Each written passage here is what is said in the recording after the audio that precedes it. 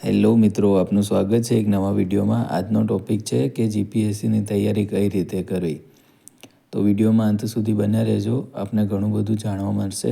અને આપણી ચેનલને હજુ સુધી સબસ્ક્રાઈબ ના કરી હોય તો જલ્દીથી સબસ્ક્રાઈબ કરી દો।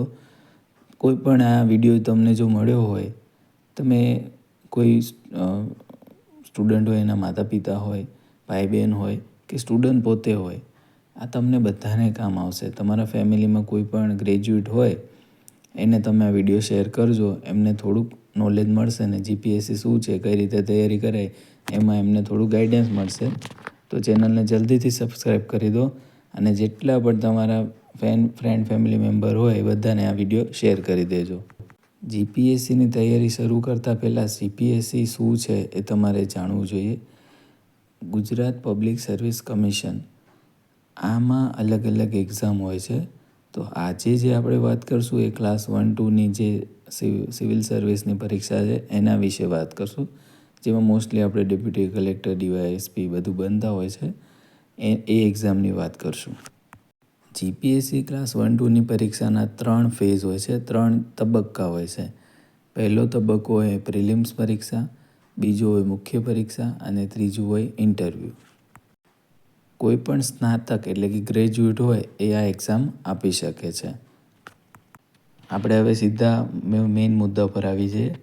આના માટે સૌથી પ્રથમ તમારે શું કરવાનું કે એનો સિલેબસ ડાઉનલોડ કરી લેવાનો, જે અભ્યાસક્રમ છે ને એ ડાઉનલોડ કરવાનો। ઘણા બધા એવા મિત્રો હશે કે એમને ખબર નહીં હોય કે શું વાંચવું, કેટલું વાંચવું, ક્યાંથી વાંચવું।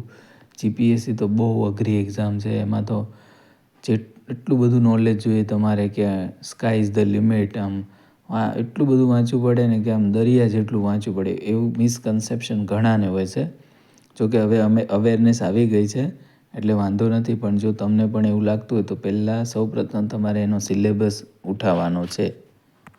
હવે સિલેબસમાં તમને છે ને પ્રિલિમ્સ અને મેઇન્સ બંને સિલેબસ હશે, એટલે સૌપ્રથમ આપણે શું કરવાનું, પ્રિલિમ્સનો સિલેબસ વાંચવાનો। એમાં 2 પેપર હોય છે, GS1 અને GS2। આમાં જે પણ સિલેબસમાં તમારે આપ્યું છે, સિલેબસને તમારે છે ને 4થી 5 વાર વાંચી લેવાનો।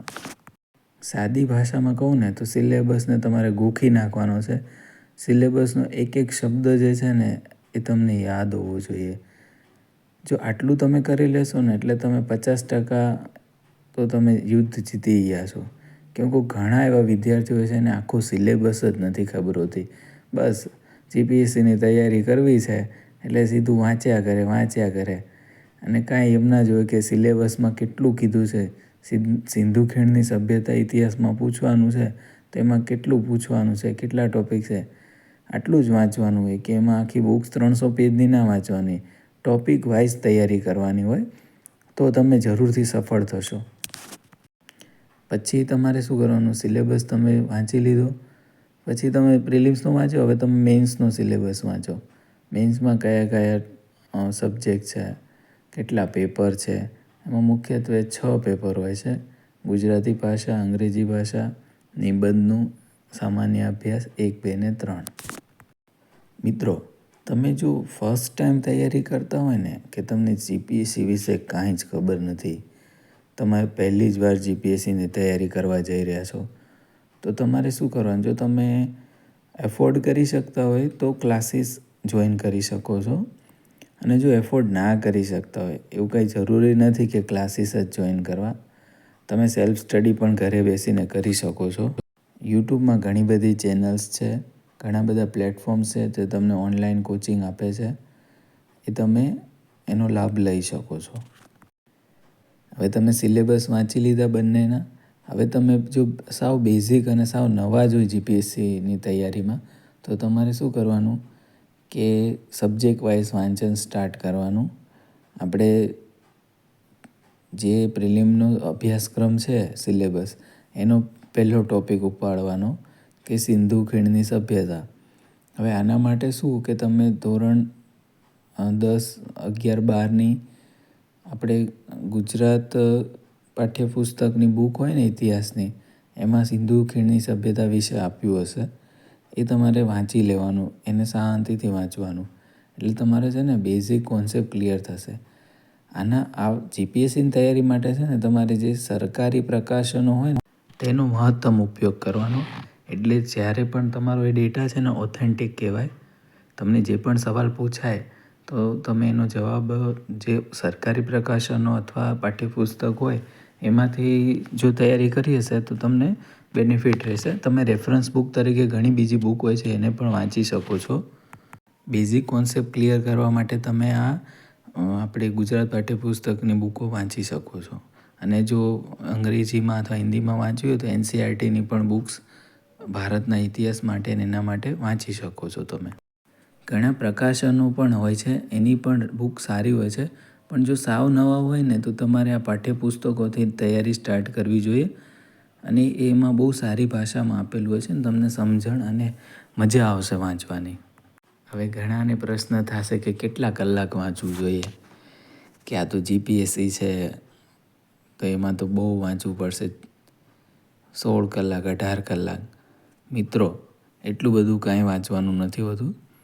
હા, તમારે કન્સિસ્ટન્સી રાખવાની હોય છે, એટલે કે નિયમિતતા, રોજ વાંચવાનું હોય.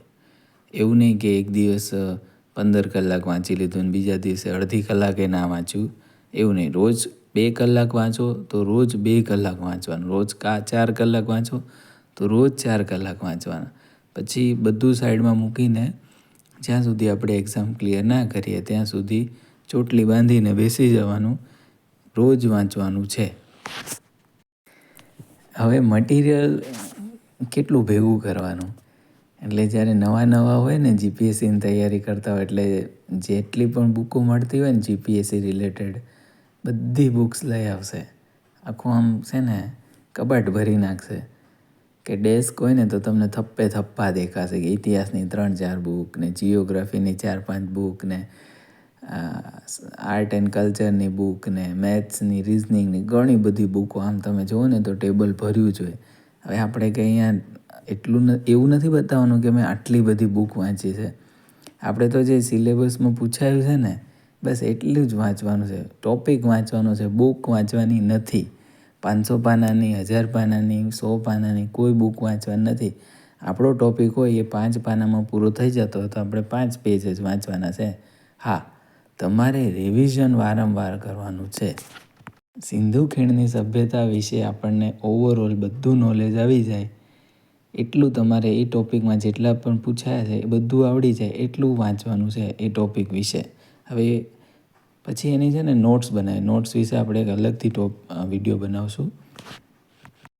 પહેલાં તો તમારે છે ને જેટલા પણ સિલેબસના ટૉપિક છે એનું જે પણ બુકમાંથી જ્યાં પણ તમને એ ટૉપિક વિશે રિસોર્સિસ મળી જાય એ વાંચવાના. શરૂઆત તમારે શાંતિથી એને વાંચવાની, યાદ રાખવાની કંઈ કોશિશ નથી કરવાની. ફર્સ્ટ રીડિંગમાં છે ને ખાલી તમારે એને ગ્રાસ્પ કરવાનું છે કે શું છે સિંધુ ખીણની સભ્યતા શું હતી. કંઈ યાદ રાખવાની કંઈ મગજમારી નહીં કરવાની. ખાલી બસ વાંચવાનું. આપણે કેમ ન્યૂઝપેપર વાંચતા હોય એવી રીતે સિમ્પલી ખાલી વાંચવાનું. કોઈ ગોખવાનું નહીં, કશું નહીં. ખાલી ટ્રાય કરો કે સિંધુ ખીણની સભ્યતા શું હતી, શું એમાં ક્યાંથી શું મળ્યું હતું, આ તે જે પણ અંદર હશે તમે શાંતિથી એને વાંચો. આમ આંતરમનથી વાંચો, એકદમ આમ પ્રેઝન્ટ રહીને. ભલે મેં કીધું ને 2 કલાક જો તમે ફાળવો GPSC માટે તો 2 કલાક એવું વાંચવાનું કે બીજું કાંઈ યાદ ના આવવું જોઈએ. બસ એ સિંધુ ખીણની સભ્યતામાં ખોવાઈ જવાનું. અંદર જ ગોથા ખાવાના. આમ સિંધુ ખીણની સભ્યતા અહીંયા હતી, અહીંથી અહીંયા હતી, આટલા વર્ષો હતા, આમ હતું, આ મળ્યું હતું, લોથલમાંથી આમ મળ્યું હતું, ધોળાવીરામાંથી આમ મળ્યું હતું. એ બધું જસ્ટ ફર્સ્ટ રીડિંગમાં ખાલી વાંચવાનું જ છે. જનરલી છે ને આપણે એવું રાખવાનું કે જે વિષયવાર વાંચવાનું. ઇતિહાસ હોય ને તો પહેલાં આખો ઇતિહાસ કમ્પ્લીટ કરી લેવાનો, પછી જિયોગ્રાફી કમ્પ્લીટ કરવાનો, પછી આર્ટ એન્ડ કલ્ચર લેવાનું. એવી રીતે સબ્જેક્ટ વાઇઝ વાંચવાનું. પછી એકવાર વાંચી લીધું ને પછી તમારે સેકન્ડ રીડિંગ કરવાની અને પછી થર્ડ રીડિંગ કરવાની. 3 વખત કોઈ પણ વસ્તુ વાંચો ને એટલે તમારા દિમાગમાં ચોંટી જાય વસ્તુ. 3 વાર વાંચી લીધું ને પછી તમારે નોટ્સ બનાવવાની છે. નોટ્સ માટે મેં કીધું એમ અલગ વિડીયો બનાવશું. હવે આપણને એમ થાય કે આ જે ફર્સ્ટ રીડિંગ ને બધું કેટલા ટાઈમમાં આપણે પૂરું કરવાનું. મિત્રો, હવે નેક્સ્ટ GPSC પ્રિલિમ્સને હજી ઘણી વાર છે તો તમે અત્યારથી આપણે છે ને પાયો પાક્કો કરવાનો છે. એના ઉપર ફોકસ કરવાનું કે તમારું જે કન્ટેન્ટ હોય નોલેજ એ વધારવાનું છે. એટલે શાંતિથી જેટલું તમે ડીપલી અત્યારે વાંચી શકો એ ટૉપિકને રિલેટેડ વાંચવાનું, એની આજુબાજુનું એટલું વાંચી લેવાનું. 3 વાર તમે વાંચી લીધું ને પછી તમારે શું કરવાનું કે પ્રિલિમ્સના પાસ્ટ યરના પેપર લેવાના, જીપીએસસીની એક્ઝામમાં જે લેવાયા હોય એને તમારે છે ને સોલ્વ કરવાનો ટ્રાય કરવાનો કે મેં જે આ બધું વાંચી લીધું તો હવે એકવાર ટ્રાય કરું કે શું પૂછાય છે, કેવી રીતે પૂછાય છે, પ્રશ્ન ક્યાંથી આવે છે, એના ઓપ્શન કેવા કેવા હોય છે, તો એ એકવાર તમારે જોઈ લેવાના. બસ ખાલી એકવાર જોઈ લીધું એટલે તમને ખબર પડી જશે કે આ ટૉપિક મારો નબળો છે તો એના પર વધારે ધ્યાન આપવાનું. હવે તમે 3-4 મહિનામાં આ તમારે છે ને પ્રિલિમનું આ બેઝ આખો ક્લિયર થઈ જશે. તમારે હવે શું કરવાનું, હવે તમારે મેન્સનો સિલેબસ ઉપાડવાનો કે મેન્સમાં કેટલા વિષય છે, એમાં શું સિલેબસ છે. ગુજરાતી અંગ્રેજીમાં જે સ્પેસિફિક ફોર્મેટ હોય છે આપણી ચેનલ ઉપર છે જે વિડીયો ગુજરાતીના બનાવી દીધા છે, અંગ્રેજીના ટૂંક સમયમાં આવી જશે. તો એ તમારે છે ને થોડાક યાદ કરી લેવાના. ગુજરાતી અંગ્રેજી ગ્રામર થોડું તમે કરી શકો જો તમને ટાઈમ હોય તો. પછી GS 1, 2, 3 છે ને એમાં જે આપણે પ્રિલિમના તૈયારી કરીને એના મોસ્ટલી ટૉપિક ઓવરલેપ થાય છે, એના જેવા જ હોય છે. તો આપણે એના જે નોટ્સ બનાવશું ને એ મેન્સના પર્સપેક્ટિવથી બનાવશું. જ્યારે નોટ્સ બનાવીએ ને એમાં મેન્સના પર્સપેક્ટિવથી બનાવશું અને એમાં પ્રિલિમનું એડ કરશું, જે ફેક્ચ્યુઅલ નોલેજ હોય ને ફેક્ચ્યુઅલ ડેટા એ એડ કરશું. એટલે તમારે પ્રિલિમ્સ અને મેન્સની બે તૈયારી સાથે કરવાની છે. સાથે સાથે તમારે શું કરવાનું કે રોજનું એક ન્યૂઝપેપર વાંચવાનું, જે જો ગુજરાતીમાં હોય તો લોકલ આપણે સંદેશ ગુજરાત, દિવ્ય ભાસ્કર જે હોય તે, અને એક અંગ્રેજીનું હોય એ વાંચી લેવાનું. પછી ઘણી બધી વેબસાઇટ છે, હું એનું તમને ડિટેલ્સ શેર કરીશ. એમાંથી પણ તમે ડેઈલીનું કરંટ અફેર્સ વાંચી શકો છો ત્યાંથી, એટલે તમને દરરોજનું અપડેટ થઈ જશે. આપણે ઘણી બધી ગુજરાતીમાં મંથલી મેગેઝિન આવે છે તે પણ તમારે લઈ લેવાની અને એને વારંવાર રિવાઇઝ કરતું જવાનું. પોઈન્ટ નંબર 1 તમારું એક બેઝિક ક્લિયર થઈ ગયું. તમે પ્રી અને મેન્સની તૈયારી કરી લીધી. જે ટૉપિક કમ્બાઈન હતા સેમ ટુ સેમ એને તમે તૈયાર કરી લીધા. ગુજરાતી અંગ્રેજીના ફોર્મેટ કરી લીધા. હવે શું કરવાનું કે જ્યારે જીપીએસસી પ્રિલિમ આવવાની હોય ને 2-3 મહિના પહેલાં, હવે આપણે પાછા પ્રિલિમ ઉપર ફોકસ કરવાનું. પ્રિલિમ સ્પેસિફિક જે ફેક્ચ્યુઅલ ડેટા હોય, આપણું કરંટ અફેર્સ છે, મંથલી મેગેઝિન જે હોય એને વારંવાર રિવાઇઝ કરવાની અને મોક ટેસ્ટ આપવાના. જે તમારે મોક ટેસ્ટ હોય ને ઘણી ઇન્સ્ટિટ્યૂટ લેતી હોય છે એ તમારે આપીને જોવાના, એટલે તમને તમારું કોન્ફિડન્સ લેવલ ખબર પડે અને તમારી તૈયારી કેવી છે, કયા ટૉપિક નબળા છે, કયા વિષયમાં તમારે વધારે મહેનત કરવાની જરૂર છે એનો તમને અંદાજો આવશે.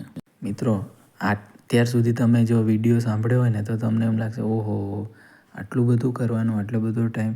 પણ તમે એકવાર શરૂઆત કરશો ને એટલે તમને મજા આવશે. આમાં છે ને આપણે રસ કેળવવાનો હોય, કેમ કે મહેનત વગર તો કાંઈ ફળ મળે નહીં. એટલે મહેનત ચોક્કસ કરવાની છે આપણે. હવે નેક્સ્ટ તમારી જે પણ ક્વેરી હોય તો તમે કોમેન્ટમાં લખી દેજો. જો તમને આ વિડીયો ગમ્યો હોય તો એક લાઈક જરૂર આપજો. તમારા ફ્રેન્ડ અને ફેમિલી મેમ્બરમાં બધાને શેર કરજો. મિત્રો છે ને નોલેજ હોય ને એને શેર કરવાથી વધે. એટલે આપણે છે ને એવું નહીં રાખવાનું કે મને આ વિડીયો મળી ગયો તો બસ હવે હું જ તૈયારી કરીશ ને હું જ જીપીએસસી ક્લિયર કરીશ, એવું નહીં રાખવાનું. બધા જોડે શેર કરવાનો. હજી સુધી ચેનલ સબસ્ક્રાઈબ ના કર્યું તો જલ્દીથી સબસ્ક્રાઈબ કરી દો અને બેલનું આઇકન છે એને દબાવી દો અને ઓલ નોટિફિકેશન ઓન કરી દો, એટલે જ્યારે પણ હું વિડીયો અપલોડ કરું તો તમને તરત નોટિફિકેશન આવી જાય. આપણી ચેનલમાં જીપીએસસી રિલેટેડ મેં પ્લેલિસ્ટ બનાવેલા છે, તો એને એકવાર જરૂર વિઝિટ કરજો. એમાં તમને કામના વિડીયોઝ તમારા મળી રહેશે.